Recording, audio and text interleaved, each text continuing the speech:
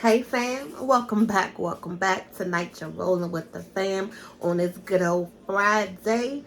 Now if you're in the mood for something good, something comforting, something delicious, you know it's the end of the work week.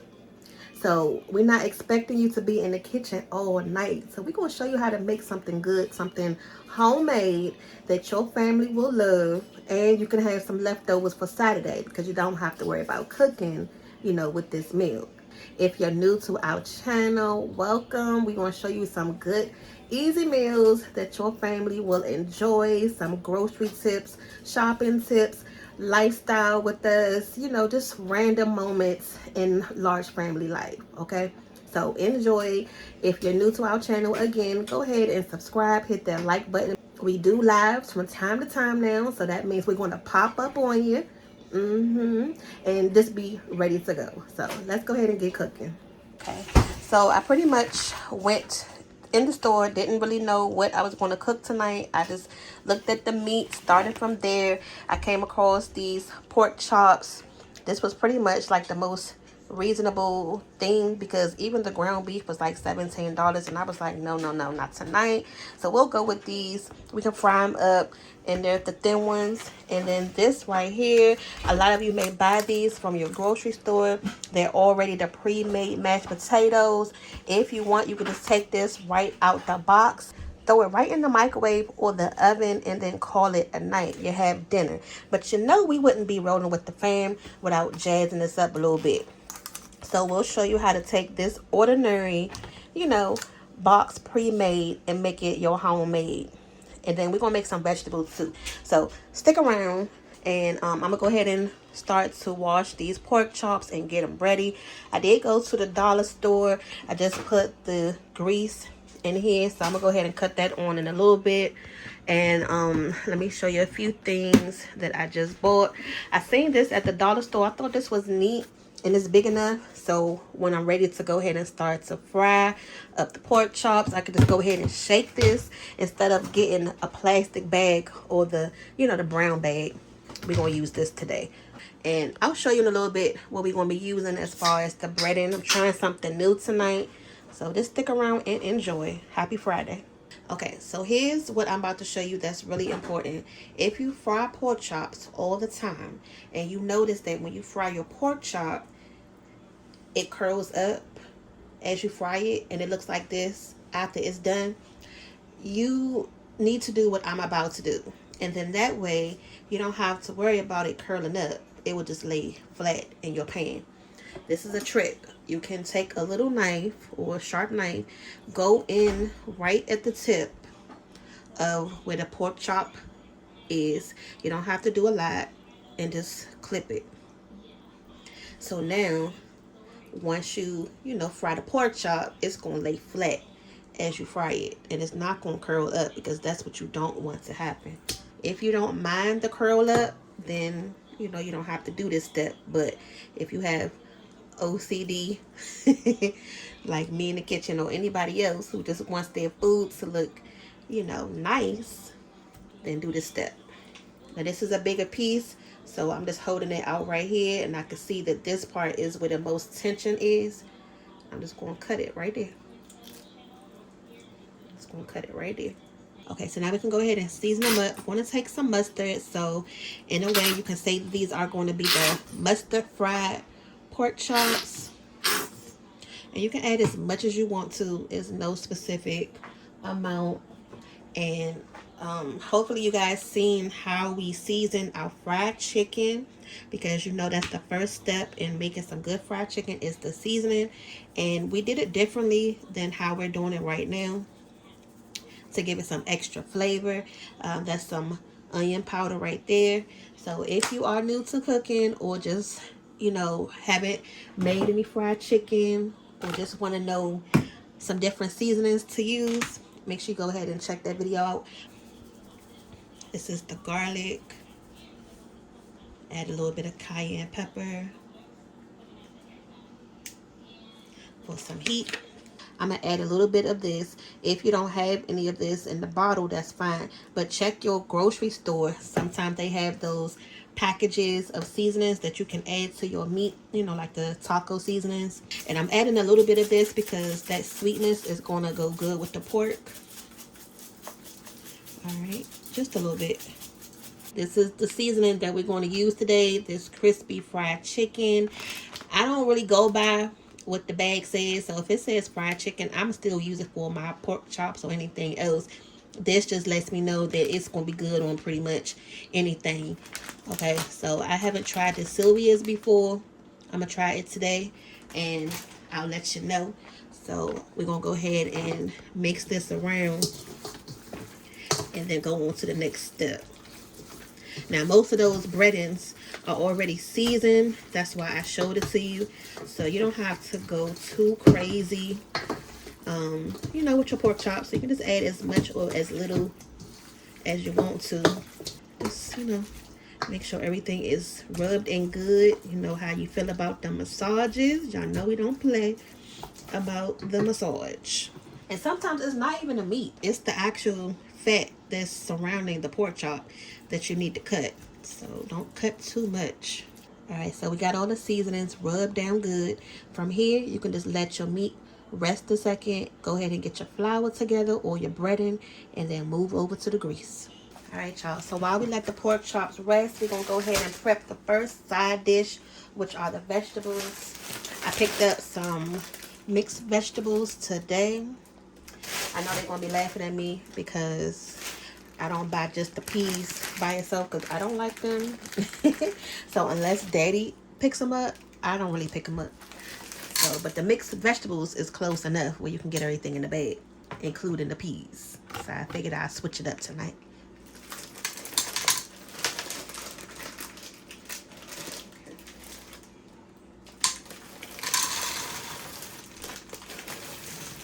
I'm going to do half the bag. I'm going to cook half the bag. And still got a whole nother half left for another dinner. Okay, so I just added some butter. And to that, I'm going to add a little bit of sugar.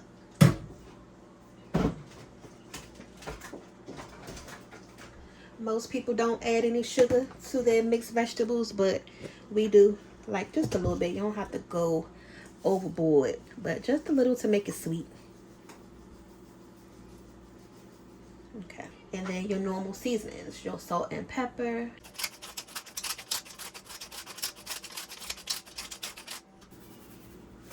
And I'm just going to add a pinch of water to this, and that's it. This jar came in handy. Daddy had bought these fancy yogurts that had came in this jar right here. And he really liked them. So we kept them. So now I can use them for like different things around the house or cooking. So I'm not going to add a lot of liquid to it because, you know, as it cooks, it's going to make its own. But I'm going to go ahead and put a top on this, put it on the stove. And then the next time you see this, it's going to be ready to eat. Alright, so let's move on to the mashed potatoes. Now, what I'm about to tell you, I've mentioned this in one of our older videos. I think it was when we was making the black sea bass. How to trick your guests or your family into thinking you've been in the kitchen all day long.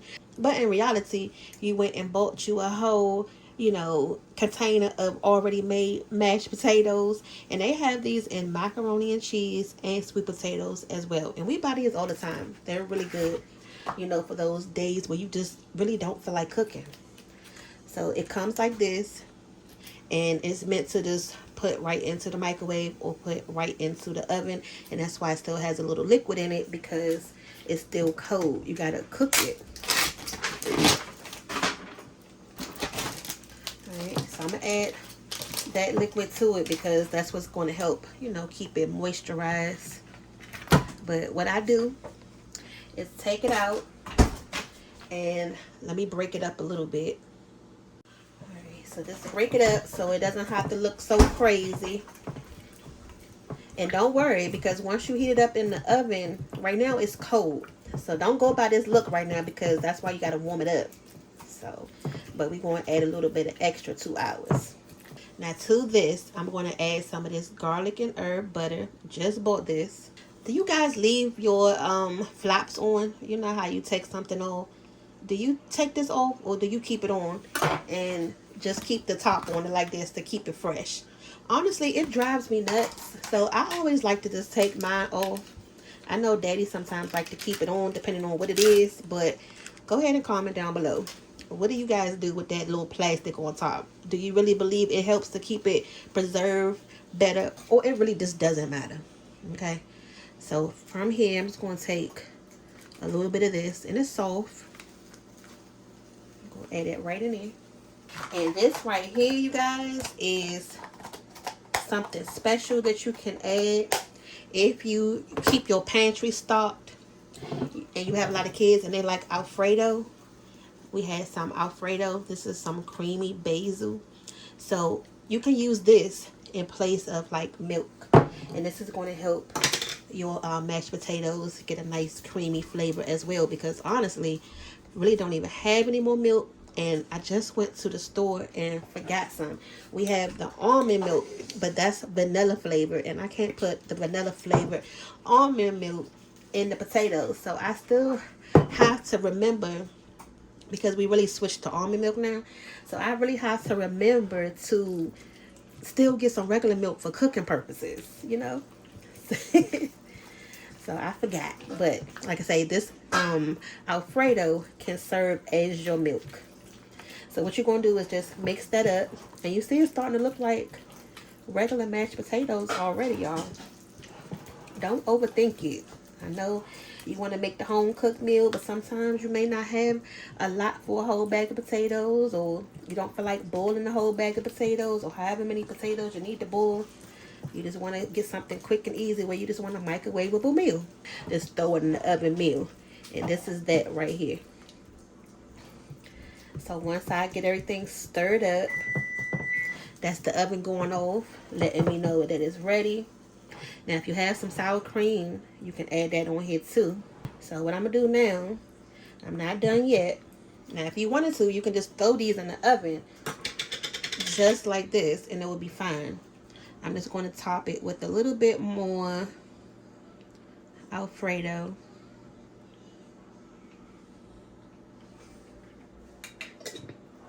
And you can add some cheese on here if you want to. You can add some ranch in here if you want to. Y'all know we love some ranch in our potatoes as well. And I'm just going to sprinkle that on top. Again, this is optional. You don't have to do it, but if you want to still jazz it up a little bit more, you can. So think of it like a loaded baked potato. You know, you just add whatever toppings you want to this. And you can, okay, then I'm going to sprinkle it with some parsley, make it look pretty. And then I'm going to cover this with some foil because I want to make sure that it gets heated all the way through.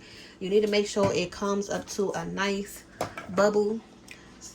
Sprinkle some smoked paprika on here. Just a little. Give it a little bit of color on top. Okay. There we go.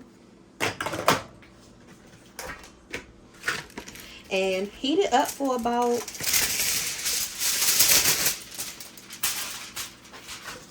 heat it up for about 20 minutes or so. Like I say, until it gets nice and bubbly. And then you can take the foil off so you can brown your cheese up. And just like that, how long did that take? Not that long at all. Alright, so I didn't wash this out. I didn't told you guys, no matter what you get from the dollar store, you need to clean it. And I hope it does me good today and I can keep up with it, because it seems like every time I buy a new one of these bowls or something happens where a piece goes missing, or they end up breaking it, or I can't find the top. So this will be our breading bowl for, like, you know, frying chicken or breading something.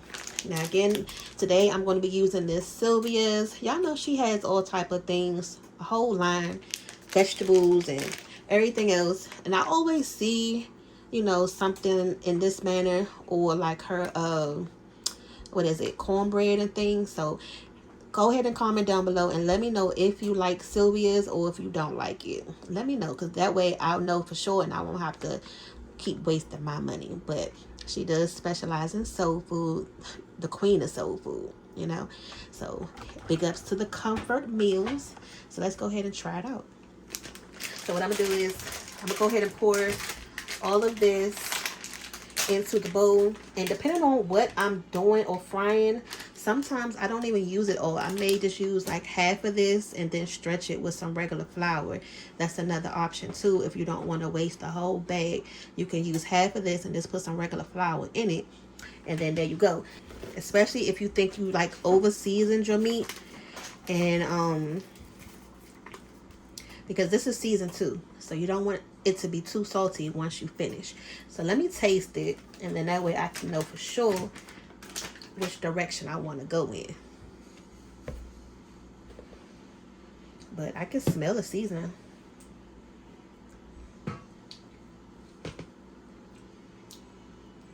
Ooh, it's spicy more than anything. So I think my seasoning that I put on the pork chops will be fine, but this has a little kick to it, y'all. I hope it's not gonna be too spicy for porter. And this flour right here, and I added that cayenne pepper as well myself, but I don't know. Let's just find out.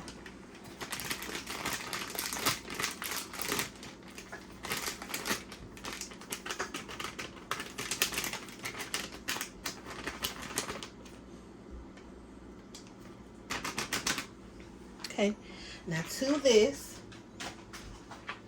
we're gonna go ahead and take the pork chops. Look at that. It's pretty much like paper thin, y'all. It's gonna be good.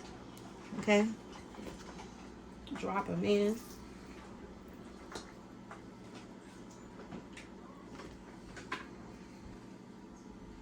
I'm gonna do a few at a time. I'm not gonna put all of them in there because I still want a little bit of shaking room. Need to be able to shake them around. So I'm gonna do half right here, and then I'll do the next half in a second. Okay. And make sure you put the top on this tight if you're gonna do the same thing I'm doing. Don't blame me if you get dang on flour all over the place. Make sure it click. Make sure it click good. Alright, so now we can do the little shake. Okay, let me pull this back so y'all can see what I'm doing. The grease is starting to get ready. Alright, now think about this like a salad. You know how you shake your salads up?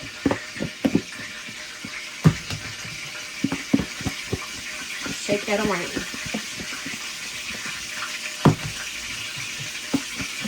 You want all those pork chops to get nice and coated. Y'all, it's actually doing good. I really could have fit all these pork chops in here, for real, but it's okay. Alright, so once you get them shaking all around, take the top off, make sure everything looks good. That was easy enough. Okay, so like this part right here, it still looks wet. I'm gonna shake it around a little bit more.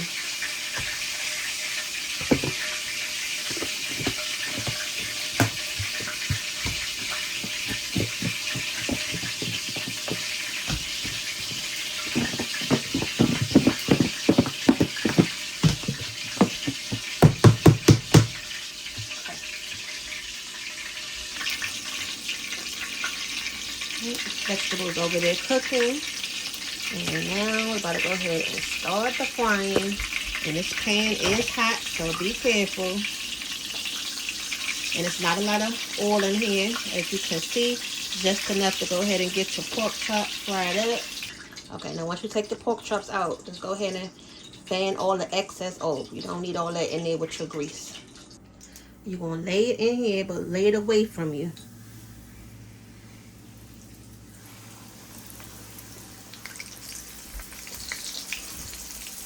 And smooth it out. And once you put it in there, just let it cook. Don't Don't start moving it around and touching on it.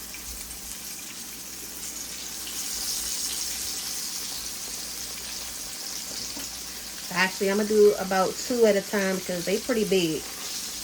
Okay. So just let it sit here for about 1 or 2 minutes, and then we're going to be ready to flip it over. I was in the dollar store picking up gadgets. I should have been in there buying some more tongs.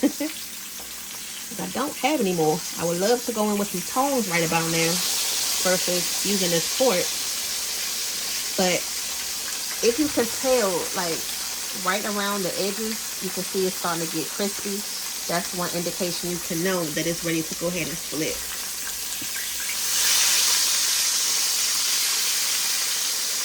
Okay, looking good.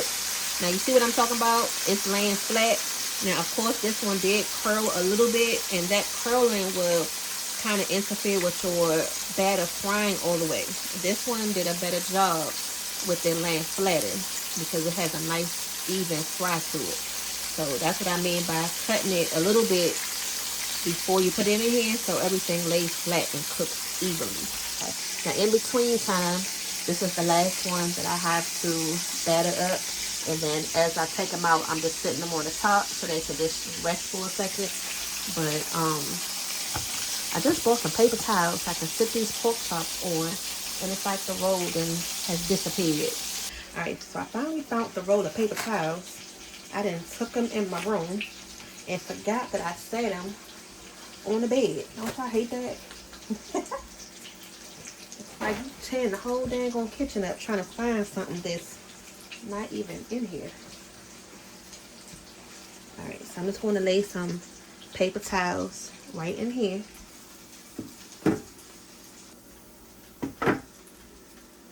Alright, got the first batch on here, about to drain. And then now we can go in for the second batch.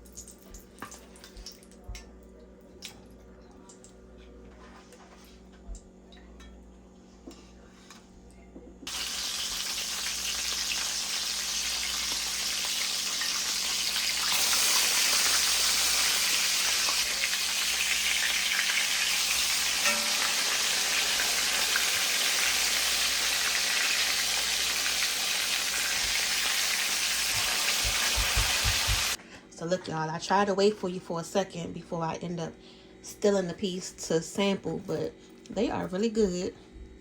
This is a piece of that pork chop right here, and it's breaded nicely on all the sides. It is a little spicy though, so that's one thing I can say about this. It doesn't say spicy on the bag, but once you taste it, but it's not a bad spicy. And it's so juicy. I'm not even supposed to be eating this shit. Y'all getting me in trouble.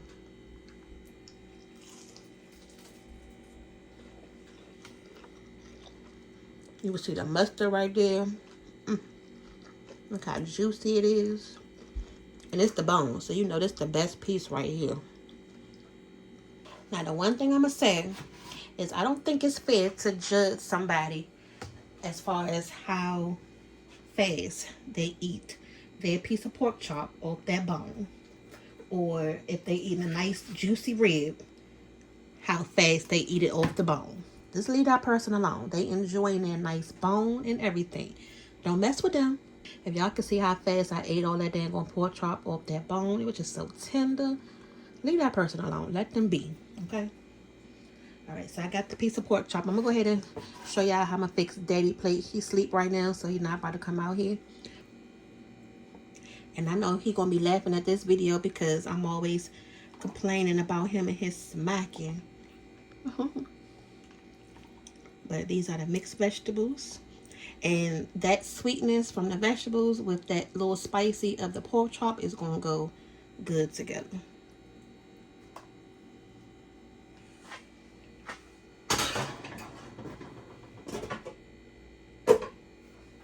Make sure you drain off that liquid though from your vegetables so it won't bleed into your pork chop, because you want to make sure that thing stay, you know, nice and crispy. Oh, y'all, don't those potatoes look good? Nowhere near compared to what they started out to be, right? I told you they was gonna look like you just made them right off the stove yourself. Now, another reason why I put the cheese on top was I was contemplating about making some gravy in the beginning, but I don't have to do that now because we have the cheese on top. But look at those mashed potatoes. Nice cheesy potatoes.